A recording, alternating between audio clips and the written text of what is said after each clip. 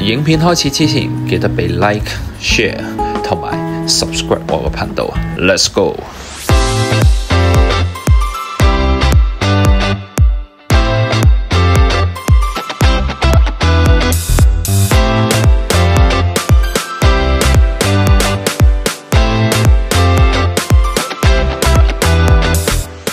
嚟到韓國，當然要試下近期大熱嘅黑白大廚其中一個參賽者無菜單依依嘅鋪頭啊！又好彩，我就坐喺搖滾區排隊都唔係好耐時間，大概15分鐘到就可以。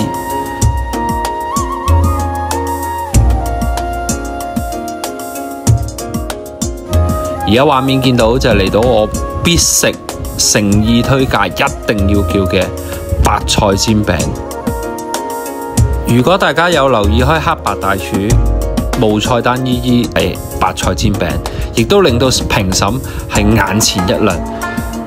今日終於試到呢個白菜煎餅，俾我亦都係一個眼前一亮。原因裏邊嘅白菜係相當之清甜，而佢嘅粉嘅比例亦都相當之啱啱好，唔會話因為太多粉而搞到個口裏邊呢係張住。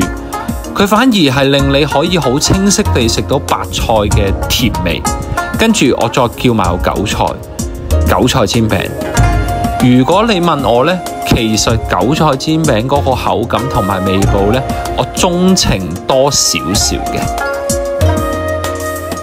所以大家嚟韓國嘅時候，記得嚟依間餐廳。早上嚟其實人冇咁多，當然過咗呢個黑白大廚熱潮之後，人亦都唔會太多排隊。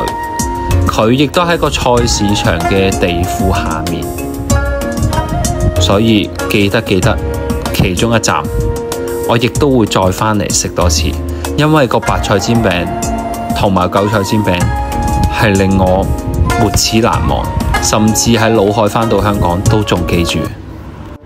嚟呢趟韓國首爾之前做咗啲資料搜集，發覺原來最近韓國有一個叫做熱氣球嘅體驗。咁當然我梗係去感受一下，雖然我對高度係有少少驚，不過我都勇於嘗試。上到嚟之後，發覺完全可以360度無遮擋咁樣欣賞到首爾市嘅風景。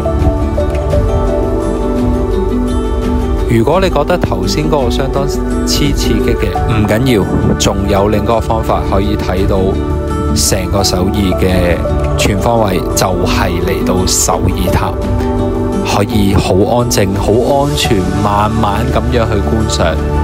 其實我都係第一次嚟首爾塔，個環境真係幾正。我仲要揀咗喺下晝呢段時間嚟嘅話，就可以睇到日頭嘅首爾同夜晚嘅首爾。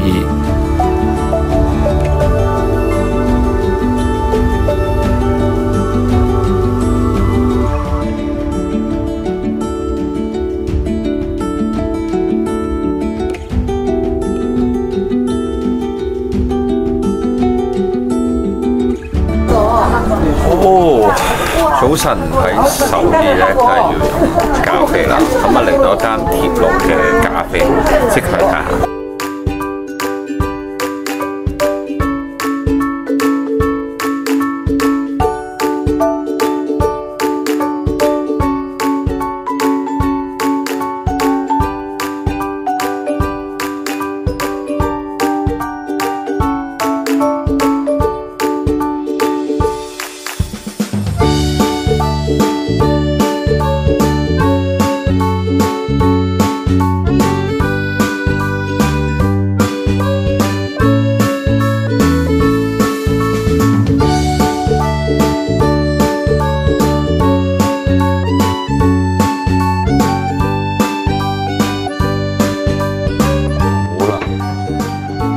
叫咗個 Earl Grey 啦，同埋一個 Americano。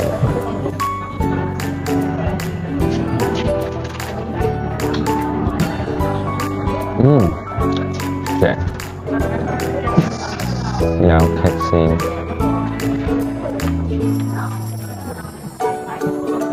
而且個環境咧係相當之唔錯。咁咁如果你話好有時間，又想揾一個好 chill 嘅地方飲杯咖啡食件 cake 嘅話咧，其實呢度真係唔錯嘅選擇。同埋佢以一個鐵路嘅形式去做嘅時候咧，都幾有主題。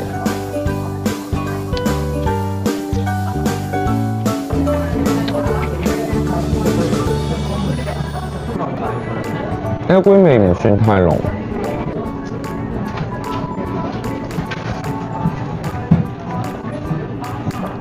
真係都唔算太濃，反而個朱古力味比較出，搶咗個 L 龜味。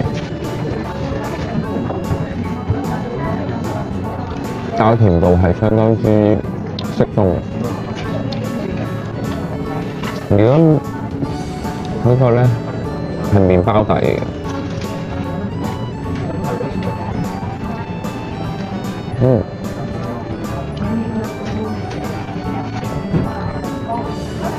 我冇咁多位，所以食唔到第二邊。我反而想試佢咧係個 cheesecake。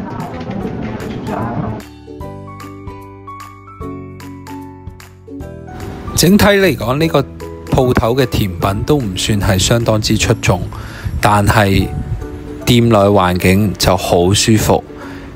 但係對於我嚟講，呢度可以休息放鬆下，係幾正嘅。